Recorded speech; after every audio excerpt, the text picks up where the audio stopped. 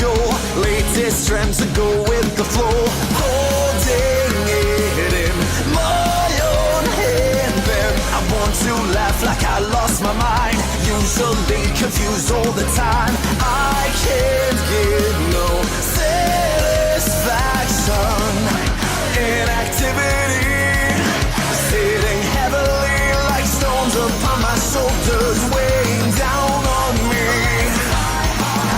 So let's spread our wings to bigger, better things. Flying to another world, let's go. When every door was locked away, with every possibility. Okay, just another day. I'll break the wall that's in my way. I'm shooting past that limit break. I'm certain this is just a piece of cake. Just wait and see how strong I'll be. I'll reach invincibility. This is Dragon Ball Super. Just tell the gods I'm blowing them away.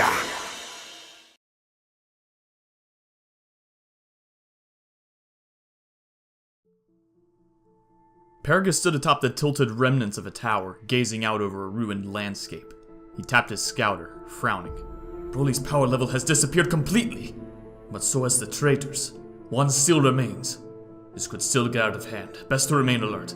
Hey, a young voice said from behind him. He turned to see a small, long-haired Saiyan warrior floating a few meters away. Raditz, can I help you?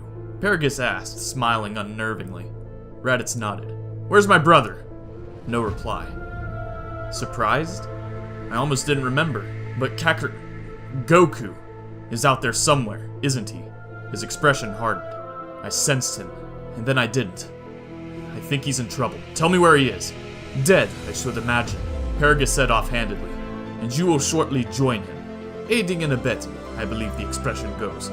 Yeah, why do you want to kill us any— Raditz got no further before Paragus took advantage of his momentary distraction, hand flying out and firing a focused green energy beam, the other joining it soon after as he followed up, launching a full-on volley that filled his entire front arc of vision with hissing beams and explosive detonations. He panted, flexing his fingers after the exertion. Frontline combat may not be my forte anymore, but I cannot deny the thrill of battle. Same here. I'm going to enjoy this. At the words, Paragus spun a half circle, growling in frustration, swinging a punch straight into Raditz's face. The younger Saiyan scouter smashed, but he didn't flinch, Paragus's fist coming out of the impact worse than Raditz's cheek. Don't you know it's rude not to answer a question?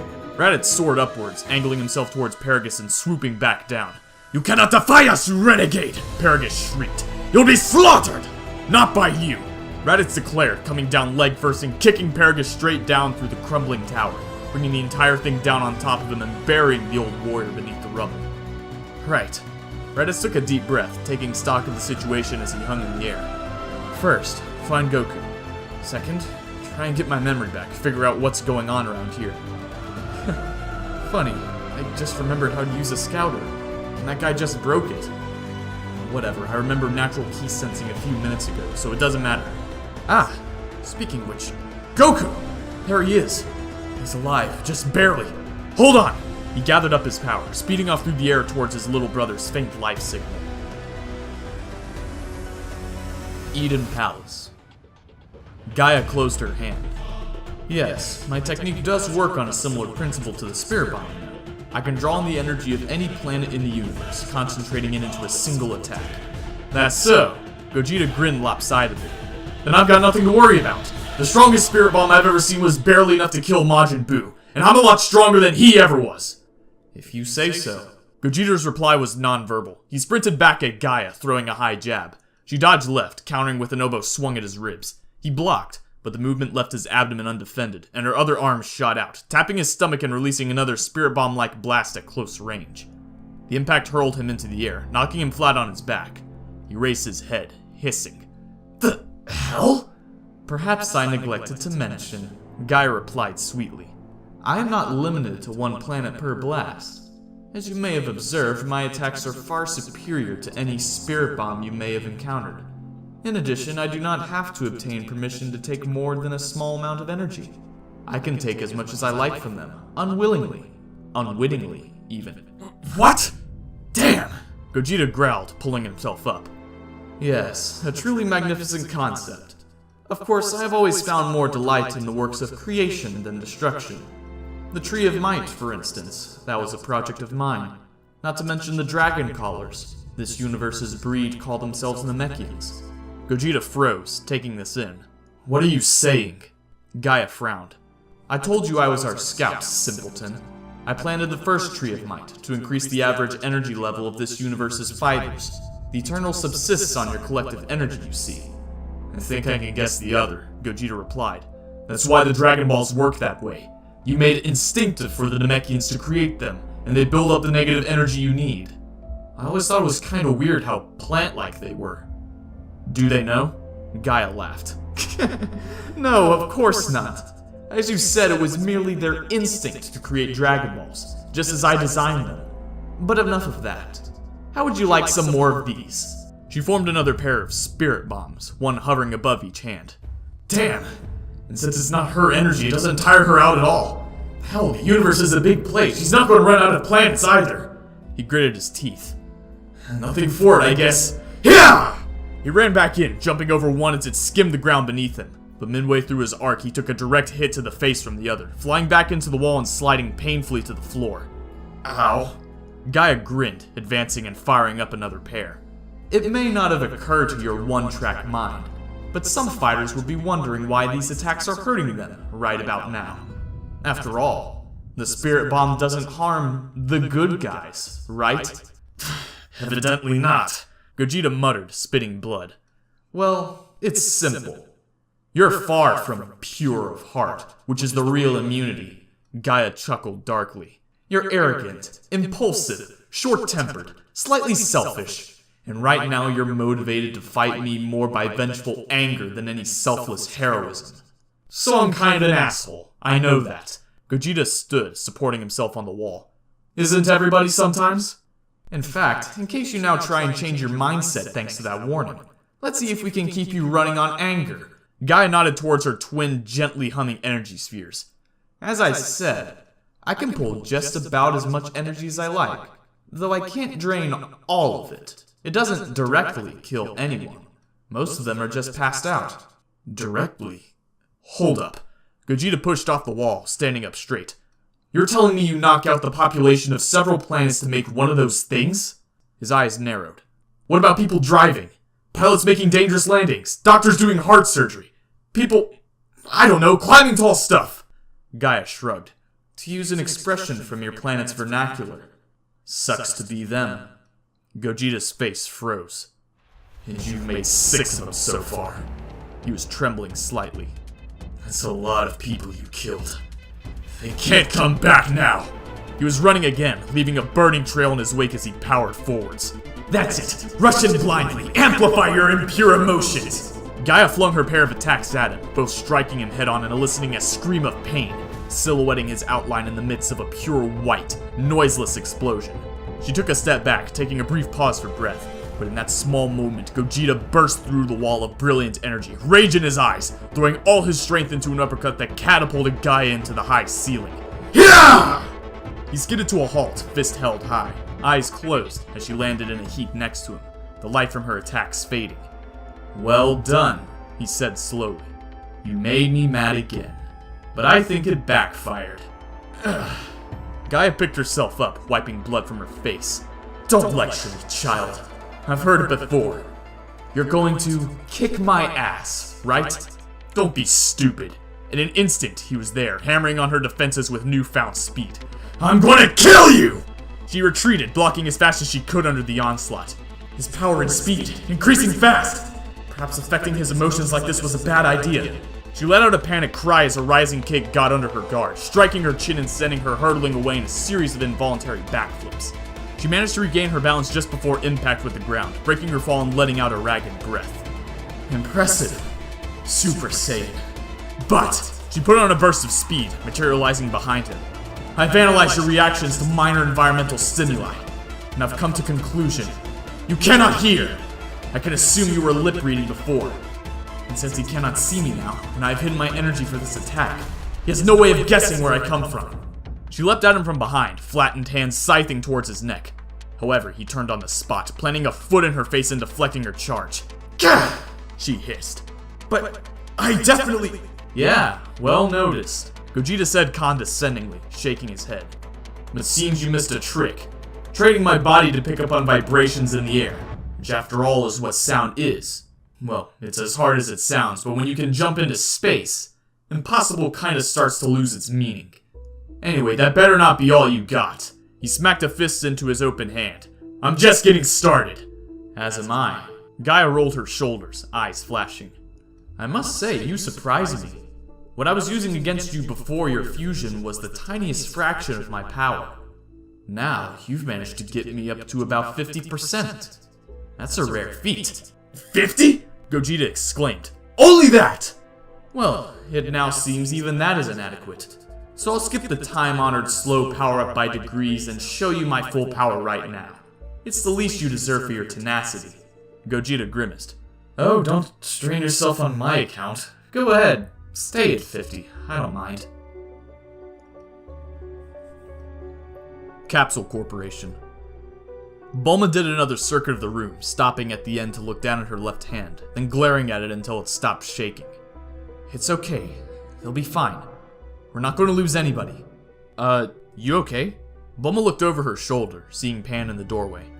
Hey, don't tell me it's already over. Pan shook her head. They're fighting right now. But I need to get stronger, and fast.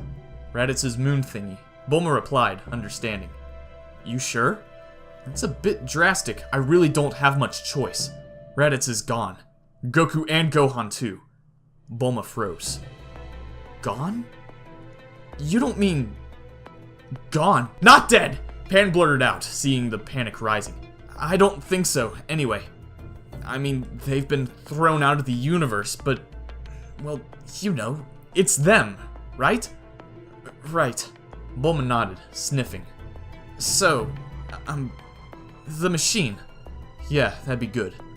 A few minutes of rummaging in various drawers produced the correct capsule, and Pan took it hurriedly, jogging outside and popping it open, producing a table-sized, box-shaped apparatus on stubby legs, with something quite like a spotlight mounted on the top. Is this safe? Pan asked, pointing nervously as the machine hummed and sputtered to life. Oh, perfectly. Bulma answered, strolling out after her. I mean, Raditz exposed himself to it 5 times, and it only exploded once. Don't worry, I think I fixed that bug. Her finger hovered over a small black switch. Last chance. Are you sure about this? You'll have to focus your mind entirely on who you are. Fix it in your mind's eye. Don't let go of you. Memories, emotions, the whole deal. And then you'll have to tap into that kinda Super Saiyan power of yours. Pan smiled weakly. Well, sure. That can't be too hard. Yeah. Turn it on. She breathed in deeply, tail coiling nervously around her right leg, shivering slightly. Here's something else I used to get told bedtime stories about. I'm about to become a monster. Raditz was a good few years older than I am now when he first came to Earth, and he still couldn't control it. No, come on, I can't think like that. Cell wasn't a threat to the whole planet, not with people like my dad around. This time it's for real, and I'm going to do everything I can to make sure we don't lose anyone this time. Well, here goes, Bulma whispered, flicking the switch. Other than the spotlight flickering on and bathing her in an ethereal glow, there wasn't any kind of noticeable effect at first. Certainly, she didn't feel any different. Then,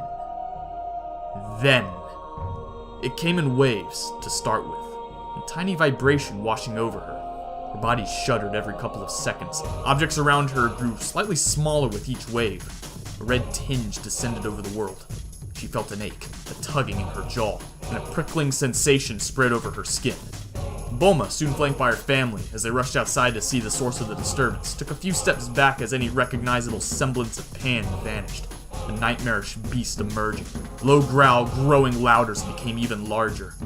Bulma positioned herself next to the machine as the Ozaru, now at its full building dwarfing size, took in its surroundings, making sure she was ready to switch off the moonlight that Pan couldn't control in time. Come on, keep your head, Pan. Pain. Light. Light too bright. Wrong. Too much. Kill. Anger. Crush. Destroy. Kill. No! These instincts are overpowering, designed to override any rational thought. Because this is what a Saiyan does when they want to exterminate everything. But I have something stronger than instinct. You, beast. You have no why. Just do. And right now you better believe I have something to fight for. The Ozaru fell to one knee, bracing itself on the ground with its left tree trunk arm while clutching its head in its right. It breathed heavily, eyes screwed shut. When it opened them, something had changed in the savage face. Pan? Trunks asked hesitantly. The growl rolled out again. Control! Zarbon made out the words, smiling with relief. Looks like she managed it. What willpower! She really has grown up. She's starting to remind me of her grandfather when I first met him. Yeah, what happened to the others must really have driven her. Bulma concurred. That girl has an iron core. Of course, now comes the hardest part. Whenever you're ready, she called up to the Ozaru. A slow nod, then a narrowing of the eyes. Muscles the size of 16 wheelers bunched and rippled beneath the creature's fur. Its fangs ground together, its tail lashing back and forth, accidentally uprooting trees as it passed. Its feet dug into the ground, ki rising still further. It threw its head back and let out a full-on roar, a wave of golden energy sweeping up from the ground and engulfing it, blazing around its gigantic frame. No! Too much! Kill! No! Kill! She's losing it! Bra warned. The machine! Zarbon shouted. Bulma hesitated. Are you sure? We might not have given her enough time. The yellow-furred thing that had been Pan opened its mouth, a glow building within, signifying a readying energy blast that would irrevocably wipe out thousands of people. Never mind. Bulma grunted, hastily shutting off the machine. The beast froze, shivering slightly as its supply of moonlight was abruptly cut off. The body-warping transformation instantly began to reverse, the shift back to human form even quicker than the previous change. Zarbon became a blur of movement, reappearing with the bedsheet in hand in under a second, and draping it over Pan's now naked body as she hit the ground, quicker even than everyone else was in averting their eyes. She sat up a few seconds later, pulling the sheet up around herself and sighing. Damn. I couldn't... It was too much when I combined them. That mind, that hatred. It's so old, so vast, and so deep I can barely even comprehend it. Hey, you did great, Bulma assured her. I mean, even controlling Ozaru at all in the first try is something to be proud of, from what I've heard. You want to try again? Pan shook her head. No point. Wouldn't go any different. It's too strong. I'd need years of practice. And the time chamber hasn't worked properly since Boo, Bulma muttered. It's okay. Just get me some new clothes. I'll fight with whatever power I have. She looked up towards the darkening sky. In all the fights I've been in, I don't think I've ever hit my limit. Maybe I can surprise myself. Eden Palace. Gaia's entire body structure shifted as her energy began to climb. First, the patchy black and white coloration mixed into a uniform gray, and the claws on her hands and feet became more pronounced. Her hair twisted together into a row of spines that ran down her back onto the newly grown tail. A pair of scaled wings burst outwards from her back, and most disturbingly of all, 2 more pairs of arms melted out from her shoulders, making 6 in total. Gogeta took a step back, nervous gulp escaping involuntarily. She wasn't bluffing about her power. It really has doubled. Not good. All 6 hands spread out, a shimmering spirit bomb forming above each one. Oh, come on, Gogeta moaned. Well now, Gaia said, 1,000 voices in chorus. Shall we continue?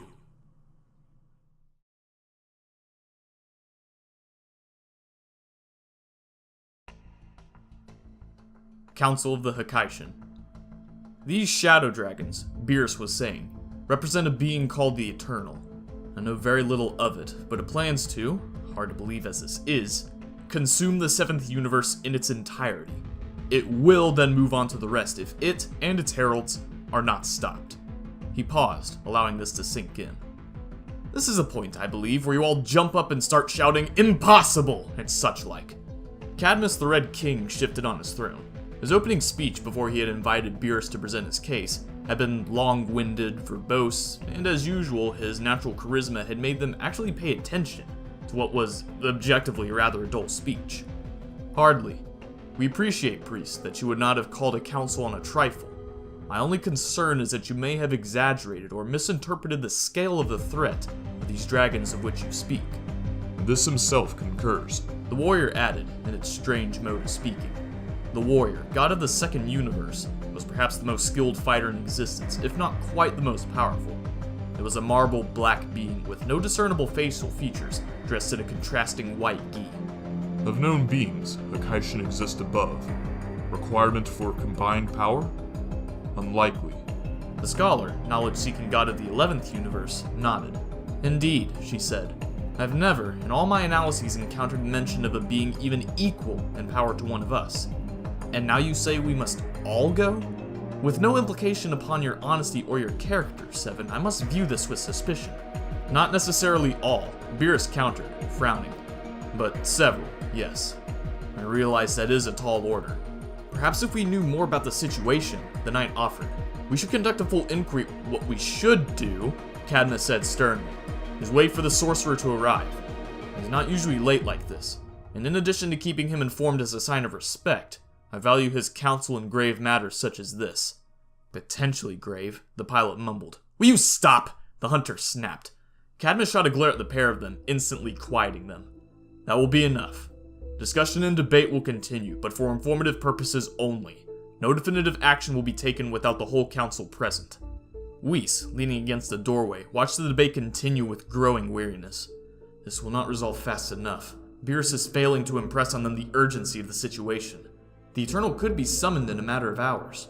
Not that they would listen in any case, and even assuming the sorcerer arrives in any decent kind of time, which is looking increasingly unlikely. He sighed, a terrible pained expression, as one who has carried a heavy weight for time immeasurable, passed over his face, and walked slowly out of the room. Perhaps this was fated. It is my responsibility, and I cannot allow my friend to suffer for it. Alone, then. Alone as before. If it is within my power, I shall end this at last. Whispering a few words into his staff, he left it propped up on a pillar, glowing gently, and made for the portal. 3 steps to the left of reality. Goku! Goku! You in there? Goku's eyes rolled open lazily, and he found himself looking up into the face of another Saiyan warrior. This one called him by his real name, though, and didn't seem to be trying to kill him. He blinked, and then raised a shaky hand. Raditz? Yeah. It's coming back, huh? In pieces. Goku let his brother help him to his feet. Where are we? Who are we? Hoping you tell me. The second's sorta coming together, at least. But Raditz shrugged. Got no clue on the first. You, kinda made a mess of that guy. Huh? Goku looked over at Broly's unmoving body. Oh, I did a bad thing. Don't worry yourself. Not yet. This isn't over. Whatever this is. What are we doing here? Goku held up the Dragon Ball he'd found. Gotta get these. I'm pretty sure. Raditz nodded, fishing a second out of his pocket. Like this one? It was lying right by me when I woke up. Awesome! Only 5 left then. Closest one's this way. Goku. Raditz tensed up. You feel that? Feel? Oh, like... Yeah, I sense them now. 2 of them, headed for us. Raditz sighed. More Saiyans that want to kill us, more than likely. It seems that way. Is there even anybody else around? The older Saiyan shook his head. Not that I've seen. I'm kind of getting the feeling this isn't going to end till we've taken them all down. However many there are. Now, play dead. Goku frowned. What? You heard me. Raditz hurriedly shoved his brother to the ground. Don't get up! You're in no state to fight anyway. This way, if I lose, they'll leave you alone. No! Ugh! Goku tried to sit up, winced as something twinged, accepted the older brother's judgment, and lay back, eyes closed. Raditz stood his ground, facing away from the approaching power levels, fists clenched at his side, waiting until the pair of Saiyans landed behind him in a billowing wave of dust. And how can I help you, fine gentlemen? Paragus assured me he and his monster spawn could deal with the traitors. One of the new arrivals grumbled. Goes to show what happens when you rely on lowlife like them, your highness, the other offered. The first, King Vegeta, Raditz thought, eventually recognizing the voice, nodded. Quite so, Nappa. But it seems they didn't fail entirely. The child prodigy is dead, only the weakling brother remains. Speaking of which, the king glanced down at Raditz as he would a speck of dust on his shoe. You have a choice. You may kill yourself, or I shall have Nappa do it for you. Raditz growled, voice trembling. Even speaking to his former ruler in such a manner had a mental block attached to it, instinct screaming at him to be subservient. But a stronger drive was overpowering them, a reaction to an old fear. I'm not weak. If you say so, Nappa laughed. Have you made your choice? Raditz appeared directly in front of Nappa, fist swinging. You tell me!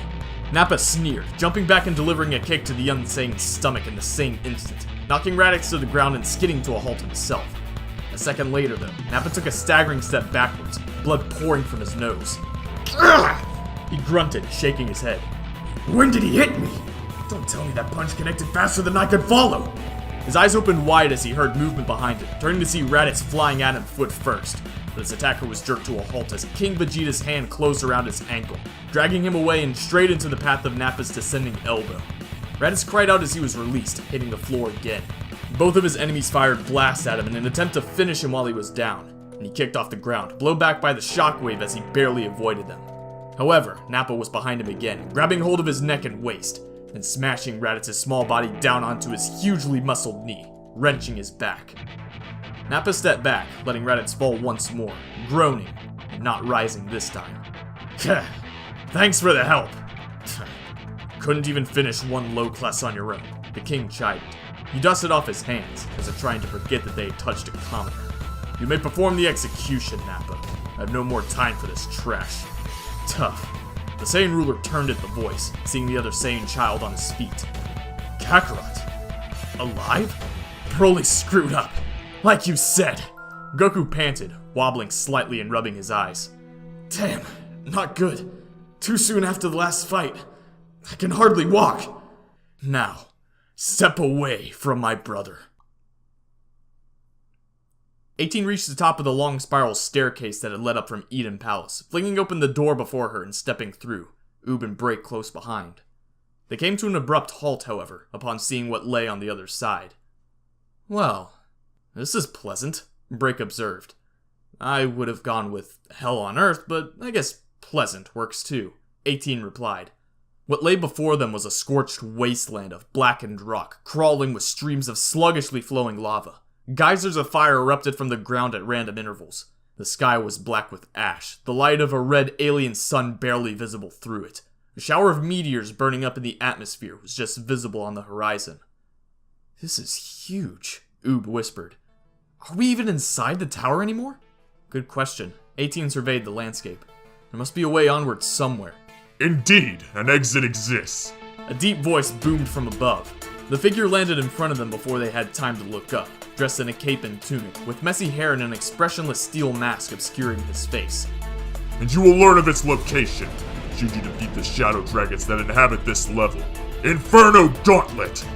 Break edged sideways as the group spread out. Wait, shadow dragons? There's more than one here? The shadow dragon nodded. Quite so, but they do not concern you, for you will meet your end at the hands of Hades Shenron! Eden Palace. Gogeta gave a start as Gaia vanished from his sight. Where? His first guess would have been behind me, and he would have been right, but he wasn't fast enough. The 6 spears of Genki in her hands hit him all at once, drawing a pained hiss and driving him to his knees. He spun, lashing out with the backhand, but hit nothing. He jumped to his feet, spotting her touching down by the wall and running for her, but she continued her retreat around the spacious greenery, never letting him get into melee range. Fine! He grunted, pulling his ki to the surface. Guess I'll attack at range 2 then! He dug his heels into the ground, bringing his hands up in a smooth movement from his side and out in front, unleashing a wave of ki of his own. Final Kamehameha! Gaia came to a halt, flexing her 6 arms and forming a cross-arm shield in front of her face, taking the beam attack head on, letting it burn out on her forearms. Not bad. But she leapt back at him, swinging a punch while simultaneously deflecting his desperate counterattacks. It took him in the face, throwing him back into the wall, and she followed up with a continuous barrage of spirit bombs. How do you like this, Saiyan? She laughed. This will finish it! You can't survive this many direct hits! Gah! Gogeta's body spasmed as he was hammered by the onslaught of energy spheres. Once all resistance had gone completely out of him, Gaia lowered her 6 steaming hands, smiling as he slumped lifelessly to the floor, body blackened with ash. She grinned, turning away. It was always foolish of a mortal to challenge us. You want to say that again? Gaia halted. Slowly, she looked back over her shoulder. Gogeta's aura hadn't vanished. In fact, his energy was rapidly restoring itself to its previous level. He stood easily, shaking himself like a dog, ash cascading off his body and revealing him to be almost completely uninjured. What? Gaia stood still for a moment, staring at him dumbfounded. I'm sure those were all direct hits. You knew all along that there was a way I could beat you, right, Gaia? Gogeta grinned. Hypothetically, at least. Are you referring to a higher Super Saiyan level? Gaia shrugged, a complicated movement with more than 2 arms involved. Your half-hour fusion time is running out. If you had a stronger form, you would have assumed it long ago. Hypothetically, though, I assume you mean Super Saiyan 3? Maybe. Gogeta's ki was continuing to rise. But then, transforming to the 3rd level requires a massive amount of energy expended to initiate it. Especially for someone with my existing high level, I couldn't easily magnify my power like that. Believe me, I've tried a lot during my training. But, you've made a mistake. His power's risen past its previous maximum, Gaia realized. Where's this new strength coming from? Gogeta's fists, trembling with power, raced slowly from his sides. Maybe I'm arrogant, cocky, full of myself, but not when the lives of everyone I care about are on the line. My ego can go jump off a cliff right now. And as for angering me, there's a form of purity and rage, don't you think? And trust me, right now I'm pretty pissed off with you, and I'm not thinking of anything else. Attacks that don't hurt the pure of heart? Lesson 1. Don't use them on the good guys. Impossible, Gaia whispered. You repelled my attacks while feigning your dropping power? Repelled? Give me some credit. Gogeta growled, or growing further still. Where do you think I got all this energy from? I absorbed them! He clapped his hands together in front of him, closing his eyes. People of the universe, I thank you for your sacrifice. I promise you it was not in vain. I'm going to kill the one who did this to you. Bastard! Gaia snapped, drawing a trio of hands back. You can't stop me from... A vortex of supercharged air swept out from Gogeta's body. Jagged bolts of light erupted from his skin, his hair flowing out in an unnatural gale. He began to be lit by an internal glow, his entire body blazing incandescent yellow. Streams of fire poured out along the ground, carving barren tracks through the thick foliage and leaping up low-hanging creepers, bringing whole sections of burning greenery crashing down from the ceiling around them, the air between the 2 fires warping and cracking under the strain of Gogeta's sharply climbing ki.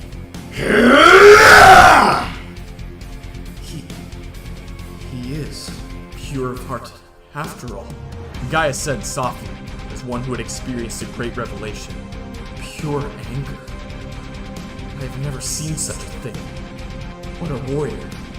Gogeta lowered his head, closing his aching jaw and breathing heavily.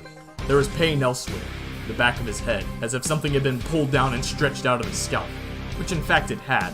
His forehead's unfamiliar shape hurt too. See? Like I told you, Super Saiyan 3 needs a lot of energy. Thanks for giving it to me. But you've killed too many already. I'm not gonna let you form that attack again. Plus, energy's burning at an insane rate, and this form's gotta cut down on fusion time. I'll finish this with 1 attack. Gaia nodded. That technique would be useless against you anyway. It has been all along. But I shall still fight. They charged, making straight for each other over the scorched meadow, limbs drawing back to strike. Gogeta's enraged face seemed to grow in Gaia's field of vision as they neared each other, strange features almost becoming purely Goten for a moment. For my father, my brother, and all those others out there, you take it! Several impacts sounded at once as they made contact, striking surfaces colliding with targets in rapid succession. Gaia's arms shivered. All 6 had collided with various points on Gogeta's body, to little effect, and all now dropped limply to their sides, fingers broken. One of Gogeta's arms was held back away from Gaia. The other was extended, fists in contact with her forehead. As he held it there, a trickle of blood rolled down from the point of impact, spreading down over her face. Her good eye rolled back into her head, and she keeled over, collapsing in a sprawled heap. Gogeta fell to his knees, feeling his new power rapidly leaving him. Suppose it was never mine, anyway. Thank you, everyone. I'm sorry I was too weak. You shouldn't have had to die! With a final gasp, he defused, Goten and Vegeta slumping to the ground opposite each other, panting for breath. It's done, Vegeta Jr. breathed.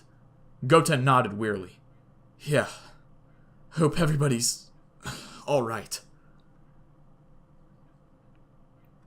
Outside. We strolled up to the Shadow Dragon's imposing tower, craning his neck to peer up towards the top. Well, this is a nice setup they've got here. I suppose the least I can do is step in and say hello. On top of the tower, Alpha stirred in her seat, noticing a familiar presence. No, that can't be. Not now, with the Eternal so close. He should be moving on, starting over, doing his job. She stood up, pacing carefully over to the edge of the tower. What the hell is the Creator doing here?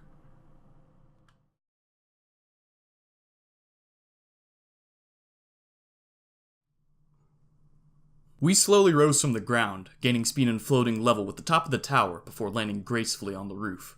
Alpha Shenron was standing a few feet away, arms folded, scowling at him. You could have at least made it look like dispelling those barriers was an effort for you. They're supposed to stop anyone getting up here without passing through the whole tower. We smiled sweetly. Please. The counterspell was simple beyond belief. You should try harder with these things. It's not like I was expecting you, she grumbled. What are you doing here anyway? She grew serious, turning to face him fully. The Kaioshin create worlds. The Hakaishin destroy them. Equally, just as you create these universes, the Eternal consumes them. The balance is maintained. She took a step towards him. You should not be here so close to the end. It's been too long since you've done your job. Maybe I've hung around in one universe too long, Whis offered. Maybe I've gotten attached to this one. His smile faded. Besides, this balance you speak of, what's so great about it? If the Eternal was stopped from destroying universes, I wouldn't have to create them. And that way countless living beings wouldn't have to perish. Alpha snorted. You're a fool. It doesn't matter whether you care about them or not. It is for this reason that the Hakaishin are stronger than the Kaioshin. That the Eternal is stronger than you. The Destroyer dare not harm the Creator or it will have nothing left to destroy. And the Creator doesn't have the power to overcome the Destroyer. This is a cycle you can't break. We sighed. Well, true, the Eternal is a far greater being than I am. But I don't have to kill it, do I? Just you. You really intend to fight me? Over this? She got no response, so threw off her jacket, dropping into a ready stance. You've lost your mind. Very well. I'll beat you within an inch of your life, and maybe then you'll realize you have no choice in your duties. Her eyes blazed red. Come at me, Wisterian! The flamboyantly dressed deity's eyes flicked left and right. This is indeed what was prophesied back then. The buildup of negative energy, the shadow, Alpha Shenron, the first, and of course, the Eternal. Well, enough of that now. He whipped off the outer layer of his elaborate outfit, revealing a sleek red undersuit. A quick shake of his head took the rigidity out of his hair, bringing it flowing down over his shoulders. He kicked off the clownish black extensions to his shoes, leaving on the more sensibly sized white beneath. Finally, the odd blue halo-like ring hovering around his neck blinked out of existence. All in all, he looked a completely changed being. Wisterian. It has been some time since I've been called by that name. Your little Hakaishin friend doesn't know? All he knows is that I'm something greater than him. Now, prepare yourself. Whis, or Wisterian, raised one arm to head height, keeping the other hand clenched into a fist at his side. Do not make the mistake of assuming that I'm out of practice. Inferno Gauntlet. Let's not waste any time talking, Break said, rapidly cycling upwards through her transformations to Super Saiyan 3. And full power this time. Gotcha. Ooh powered up as well, his ki rising steadily until it matched Break's. Hey, you're at my level now? Break grinned. Nice work, kid. Kid? I'm 20, thanks. His eyes narrowed. And sorry, but I gotta overtake you now. Kaioken! 18 took a step backwards, shielding her face from the twin explosions of energy in front of her. Will this be enough? Hades' Shenron didn't move, his expression behind the mask impossible to guess. Well, come on then. Alright! Break made the first move, but she was barely half a step into her attack when Hades was among them, cloak swirling in her face as he dashed past her, throwing a punch into the side of Oop's face and launching him away into the air. He went for the strongest first, of course. 18 brought an energy blast up while Hades' arm was still extended, hoping to catch him off guard. His speed increased again, however, and he ducked backwards, flipping away to also avoid Break's attempt to kick his legs out from under him. He landed behind Break, grabbing her head as she was straightening up and throwing her upwards, before hurling her back with a casual one-handed ki. 18 fired again, this time at the ground at Hades' feet, throwing up a cloud of dust and rubble, then punched where she'd last seen him. But he was already behind her, flicking an energy bullet into the small of her back and sending her sprawling. He grunted. You fools with mortal power, coming at me with something pitiful like that. Oob blurred into view behind him, swinging both hands down, and Hades thrust an elbow backwards, driving the wind out of Oob before his own attack could connect. Stepping away from his coughing, shaking opponent, Hades sighed. Really? This won't even entertain me for very long. Damn it! Break stood, already sweating profusely in the unnatural heat. He might really be even stronger than Gaia, like she said. She does like to exaggerate. Hades chuckled. While the strength of the Shadow Dragons generally increases as you climb the tower, I'd say my power is roughly equal to Gaia's. But trust me, power isn't everything. She, or indeed you, couldn't defeat me no matter how strong you were. Not if you had 1,000 years. Hey, what did I say? Break growled, charging up a two-handed energy blast over her head. We don't have time to waste talking to you! Yelling with the effort, she fired, the backblast carving out a mile-long trench in the blackened rock behind her. Hades' voice continued to speak, now from directly behind her head. Is that so? He whispered. Well, if you say so. His hand drew back to strike again. In the vicinity of the square root of 1th dimension. King Vegeta snarled. Broly didn't kill either of them. Him and his father were always unreliable, Nappa agreed. Goku took another unsteady step. Look, I'm a bit tired to run at you or anything, so why don't you come to me, okay? Nappa, dispose of this trash already, the king grumbled, turning away. I've sullied my noble hands enough with his pathetic brother. It'll be over real quick, don't worry. Nappa cracked his knuckles, grinning sadistically. He lumbered towards Goku, swinging a fist down at the cracked ground. Goku was already moving, however, springing up to head height and landing a kick to Nappa's chin. The giant Saiyan staggered back, growling, and quickly recovered, a hammer fist knocking Goku to his knees. Nappa struck again in quick succession, and Goku caught it two-handed, straining to hold the blow back. After Broly, barely got anything left for this guy. If I was at full strength. You saw Nappa's other arm rising slowly. It's taking both my hands to just hold back one. Gotta do something, now! Didn't want to use this again! Kaioken! Fire coursed through his tired limbs, and he threw Nappa's hand back with ease, performing another jump kick and flooring the massive soldier, rendering him unconscious with a single strike. However, the red light almost immediately burned out, and he collapsed onto his face, holding in a scream. King Vegeta turned, seeing both of them downed and rolling his eyes. Oh, for such an incompetent. I'll actually have to finish him off myself. He strolled over, forming a deep purple energy sphere and aiming it at Goku's head. Goodbye, renegade. It was at this point that a vicious blow took him in the stomach, doubling him over. This brought his head down into reach of the second, which snapped him back upright, giving him something of a concussion and sending him stumbling away, blood trailing from his mouth. Another impact took out his feet from under him, and then something hit his head again, and everything went black. Raditz stood over him, rubbing his bruised knuckles. Don't fight so well when it's one-on-one, huh? Who did you say was weak again? Several miles away, Bardock looked over to his prince, seated in midair. Your scouter pick up the same thing as mine? Indeed, Vegeta concurred, smiling unpleasantly. Now all that's left is your squad and myself, which means, by the way, that killing them is now your job. I hope your feelings for your family won't interfere. Don't be ridiculous, Bardock said calmly, face turned away from Vegeta again so the prince wouldn't see the insincere look in his eyes as he said it. Though I was under the impression that you wanted to fight them yourself. Or at least Kakarot. Well, look at it this way, Vegeta replied. Either he'll become strong enough to interest me, and he'll kill you, and then I'll kill him. Or he won't and you'll kill him, and I couldn't care less. Comforting thought, Bardock said, laughing softly. Sorry to disappoint you, but I'll do my best not to die. Of course you will. Vegeta waved an idle hand. Well, be on your way. We mustn't let them get bored. The battle between Wisterion, creator of the universe, and Alpha Shenron, chief herald of the Eternal, began on top of the Shadow Dragon's tower. It did not stay there for long. It was no ordinary battle. They were truly gods, after all. They circled the planet, appearing for brief moments in the sky all around the globe.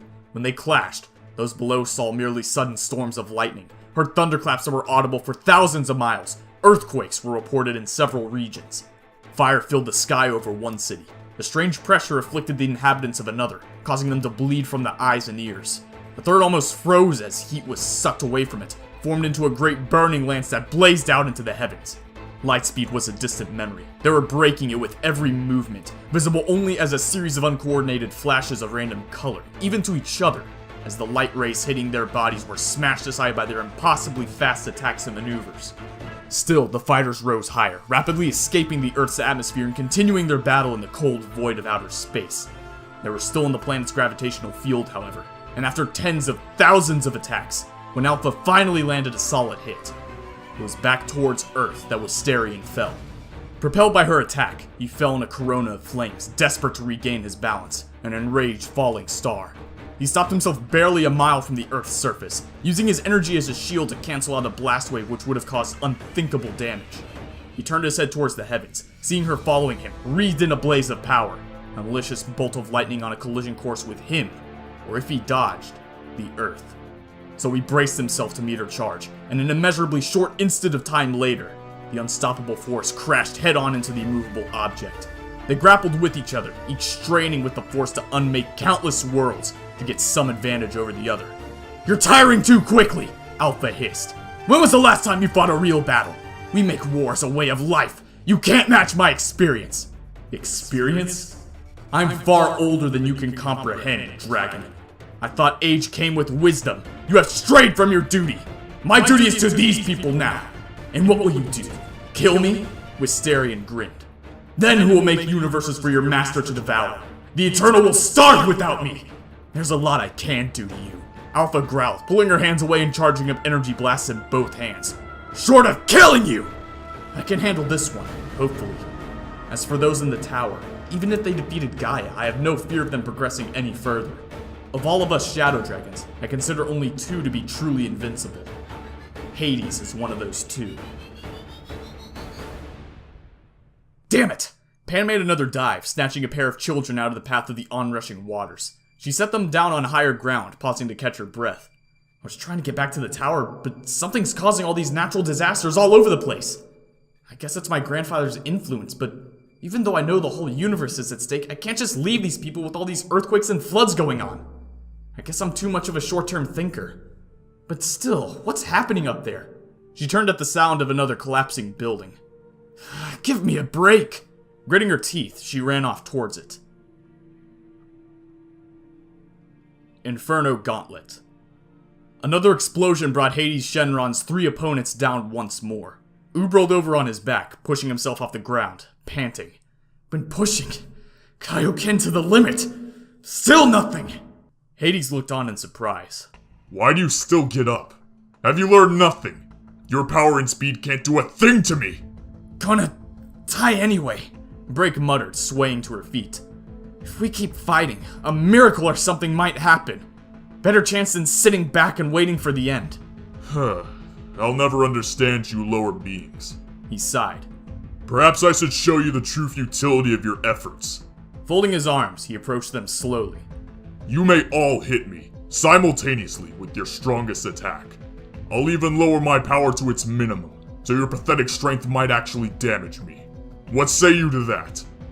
Well, 18 answered, rising slowly. If you're giving us this chance, I bet you got some weird ability that'll let you survive. But it's a better shot than what we've got so far, so what the hell? Excellent. Show me what your little power can do. Hades stood perfectly still, ki dropping almost to 0 as promised. Go for it! Oob yelled, burning his Kaioken to its maximum and bringing a full power Kamehameha to bear. Next to him, Break and 18 also let fly their own charged up beams. The three men in the air mixing into a single, larger attack inches from Hades, before violently colliding with him. He was instantly thrown back by the impact, body racked and twisted with overwhelming force. When he hit the burned ground, he was half disintegrated, large chunks of him blown completely away by their combined power. 18 lowered her hands, blinking. Okay. Or not. Guess he was just dumb. Yeah, that would barely have scratched him if he hadn't lowered his power like that, Oob agreed. However, their celebrations were, of course, premature. Almost immediately, wisps of black smoke erupted from the ground around Hades' unmoving body, enveloping him completely. A few short seconds later, he rose through the dark cloud, fully reformed, powered back to its previous, ridiculously high level. There. You see? Futile. Even if I stand there and let you hit me, even if I lower my power completely, you can't defeat me. Meh, Break said. Meh? Hades spluttered. Meh? I just recovered from that, and all you have to say is meh? Well, we fought enemies that can regenerate before is all, Break explained, smiling at him. And Boo did it much quicker than you. Ka! Regeneration? Regeneration is nothing. Hades indicated himself. Death, the underworld, these are my domain. I cannot die. All I require is one evil soul from hell to resurrect myself, even if my body is completely destroyed, no matter if not a single atom remains. That soul is then bound within my body, fueling my continued existence. He laughed. I don't actually have that many with me. It's not an ability I need to use very often, since most enemies I face are like you. Worthless. 18 frowned. Just felt like showing off today, huh? This tower is an idea we only use occasionally, and when we do, it's not often that someone even manages to reach me. So I felt you deserved to at least know the full hopelessness of your battle. And hell isn't exactly short on evil souls. Not that we can really tag you when you're actually trying, Break mumbled. Great. How perceptive. But I think I'm almost done here. He raised one hand to the sky, the darkened red sky with its drunk-looking sun tracing its irregular circle about the horizon. Ripples of power expanded from his open hand, hurling his opponents away once again. Hades lowered his hand, snorting. Ha! Is that all this universe is capable of producing? I expected better. Oob sat up, wincing. He's too much! There's no way we can fight something like this! Hey now, a friendly voice said behind his ear. I thought you a Goku star pupil. I didn't think he taught his students to give up. Oob looked back, mentally grinding to a halt as he saw the new arrival standing in the doorway. Master Hiroshi? The old martial arts teacher gave a cheery wave. How's it going, everybody? A revelation revealed. Whis, now known as Wisterion, was the creator of all 12 universes, and he has now turned his back on his master, the Eternal, and is fighting Alpha Shenron across the Earth, trying to stop the Eternal from getting through. In the tower, Gaia Shenron was killed by Gogeta, but now this new opponent, Hades Shenron, is putting Oob, Break, and 18 on the ropes. They can't even land a hit. And even when they manage to eviscerate him, he's able to reform by calling upon the souls of the evil dead. How will they be able to stop him? And what's Master Roshi doing here? He is completely outclassed. And what of Goku and Raditz? Their hunt for the Dragon Balls and their goal to defeat any Saiyans that attack them? What exactly is this realm that they found themselves in? And will they ever escape? Find out next time on Even Further Beyond.